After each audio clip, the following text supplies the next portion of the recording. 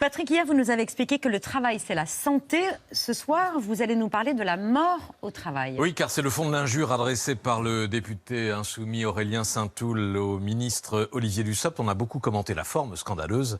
Un ministre traité d'assassin. On s'est moins intéressé au fond, l'éventuelle responsabilité du gouvernement dans la hausse des accidents professionnels. Les insoumis répètent que la véritable violence, ce sont les morts au travail, de plus en plus nombreuses et plus fréquentes que dans les autres pays européens. Est-ce que c'est vrai ?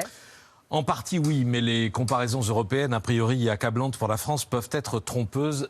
Je vais y revenir. D'abord, la réalité des accidents du travail. En 2021, dernier chiffre connu, l'assurance maladie en a compté un peu plus de 600 000, soit 30 accidents pour 1000 salariés. C'est effectivement l'un des taux les plus élevés d'Europe. On le voit sur cette courbe, c'est un chiffre qui stagne depuis 10 ans, après avoir reculé durant la décennie 2000 et baissé exceptionnellement en 2020, année du Covid. Pour chaque accident, une moyenne de 80 jours d'arrêt de travail.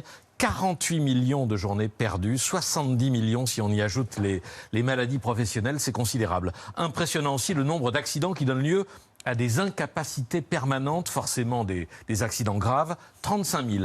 À l'origine de ces accidents, la manutention manuelle, c'est-à-dire le port de charges lourdes, 50%, vous le voyez, les chutes, 30%. Activités les plus à risque, les chantiers de grosses œuvres, couverture et charpente, manutention de marchandises et de bagages. Enfin, les accidents des salariés âgés sont à la fois plus rares et plus graves. Et pour les accidents mortels ?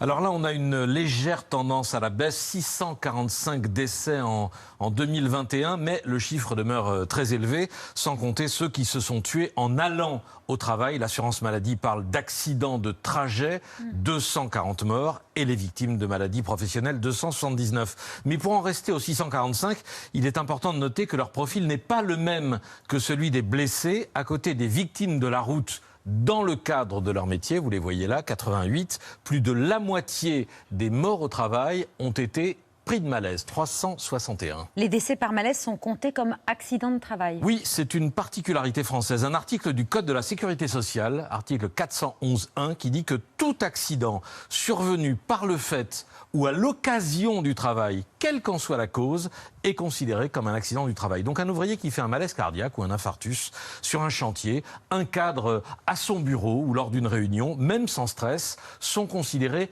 par principe comme victimes d'accidents du travail. Il n'y a rien de scandaleux, cela permet aux ayants droit de toucher une rente, mais cela rend difficile les comparaisons avec l'étranger. Parce que les autres pays ne comptent pas de la même façon. Non, pas du tout. En Allemagne, comme dans d'autres pays européens, s'il n'y a pas de preuve que le décès est lié à l'activité professionnelle, il n'y a pas d'accident du travail. C'est l'une des raisons pour laquelle la DARES, la direction des études du ministère du Travail, qui fait référence sur ces sujets, se refuse aux comparaisons européennes. Elle l'a écrit dans une note en octobre dernier. Et donc, on ne peut pas dire que la France est le pays qui a le plus de morts au travail, même si, bien sûr, il faut absolument renforcer la prévention, protéger les salariés contre ce fléau. Un dernier mot, un exemple ? Oui, parce que c'est un sujet trop grave pour être réduit à une litanie de chiffres, ce que je viens de faire, et que la presse régionale est presque seule à rapporter régulièrement ces drames invisibles. Je voudrais donc citer ce qui m'est tombé sous les yeux ces dernières heures. Cet agriculteur de 56 ans retrouvé mort avant-hier, dimanche, près de Lyon, au fond de sa cuve à lisier. Il a sans doute péri en tentant de sortir l'une de ses bêtes, un veau tombé dans la cuve. Il s'appelait Christian Vercher et il est mort au travail. Ouais, c'est malheureusement en agriculture, c'est une mort non pas fréquente mais pas rare, quoi. On s'asphyxie dans la cuve. Ah oui. Et on meurt d'asphyxie sans s'en rendre compte souvent. C'est des décès que vous avez déjà dû constater. Oui, personnellement, oui. La prévention est-elle encore insuffisante pour prévenir ces accidents du travail ?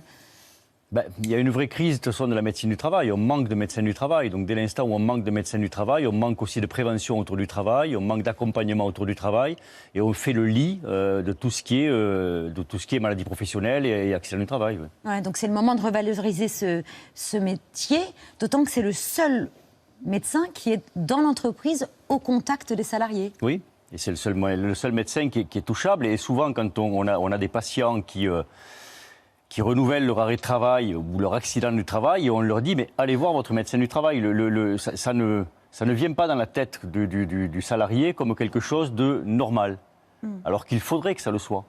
Parce que, comme vous le dites, le médecin du travail de l'entreprise connaît bien l'entreprise et normalement doit connaître tous les salariés. Solutions voilà, aussi voilà. pour améliorer les conditions de travail. Si la réforme des retraites est votée, le poids du médecin du travail devrait être plus important. Il pourrait lui revenir d'évaluer l'état de fatigue du salarié, lui donner plus de poids plus important. C'est une bonne chose, c'est l'un des points positifs de cette réforme des retraites. C'est l'un des rares points positifs de cette réforme des retraites, oui. Oui. En quoi c'est positif? Parce que il faut évaluer la fatigue, parce qu'on a une vraie, fatigabilité. oui, on a une vraie dérive du travail. Enfin, on voit dans nos cabinets, notamment les troubles musculo-squelettiques, qui étaient des choses qu'on ne connaissait pas il y a quelques années. On a plein de salariés qui sont cassés par les gestes répétitifs qu'ils peuvent faire autour du travail, avec une maladie qui crée des douleurs musculaires importantes et qui les empêche d'effectuer leurs tâches quotidiennes, et qui viennent leur pourrir la vie, passez-moi le terme, quoi. Donc il faut qu'on arrive à encadrer tout cela, il faut qu'on arrive à adapter les postes de travail. Et puis on est dans une réforme des retraites. Ça veut dire quoi? Ça veut dire qu'on va travailler plus vieux, qu'on va travailler plus longtemps. Est-ce qu'on a adapté les postes à cet âge qui va avancer? Est-ce que dans cette réforme, on a fait parler des gériatres? Est-ce qu'on a fait parler des sociologues, des philosophes? Tout ce qui va autour de l'âge avancé, pour voir comment on adapte justement le travail à cet âge-là. Non, on n'a parlé que d'économie. Et donc, on va fabriquer de la maladie. Aujourd'hui, les médecins libéraux étaient appelés à fermer leur cabinet et à descendre dans la rue pour demander... Il y a quelques décennies encore, la retraite était à 65 ans. Donc, on connaît les effets. C'est vrai. Et avec une espérance de vie qui était peu inférieure. Hein. C'est vrai, mais on avait peut-être moins de cadence. Le travail n'était peut-être pas le même, ouais. Ouais. On avait des usines, on avait des usines avec certes la fameuse chaîne, avec les gens qui faisaient toujours les mêmes gestes, etc., etc. Mais aujourd'hui, on a un management dans beaucoup d'entreprises qui font que vraiment il y a une course au résultat qui épuise les hommes. Ça, je peux vous dire que moi, j'ai 25 ans de pratique de médecine et j'ai vu changer véritablement dans nos cabinets. Enfin, j'ai vu changer moi les demandes des gens et les épuisements des gens qui sont plus les mêmes aujourd'hui. On a et votre tableau ne le montrait pas, mais il y a tout ce qui est dommage physique, mais il y a tout ce qui est dommage psychique. Tous les gens qui ont ces fameux burn-out, qui sont ces dépressions liées au travail, etc., ça explose aujourd'hui. Oui, j'ai cité les chiffres de maladies professionnelles. Évidemment, c'est un autre sujet. À côté des accidents du travail, je traitais juste des accidents du travail. Mais effectivement, ça concerne un grand nombre de salariés. Pardon. Non, je reviens aux médecins libéraux, mais c'était important de préciser qu'ils étaient appelés à fermer leur cabinet et à descendre dans la rue pour demander un meilleur traitement. Anaïs Recouli, Valentin Thibion ont suivi cette manifestation à laquelle vous participiez, Jérôme Marty.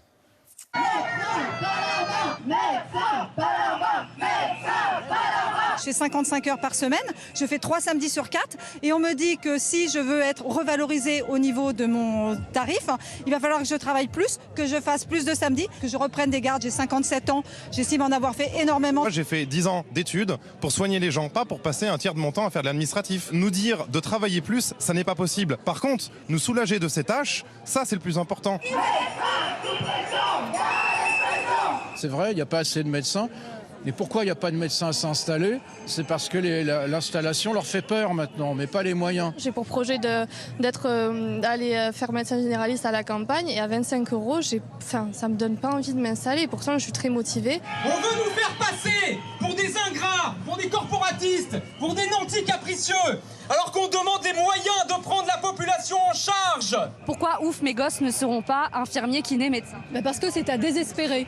La situation de ces soignants qui ont fait des études difficiles, exigeantes, sur lesquelles repose tout le système de santé à la française qui fait l'honneur de la France, ne fonctionne plus. Nous ne sommes pas des nantis capricieux.